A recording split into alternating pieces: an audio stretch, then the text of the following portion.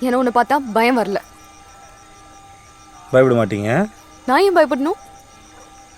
அடிச்சு மூஞ்சி பெத்துருவேன் பெத்துருவன்றல.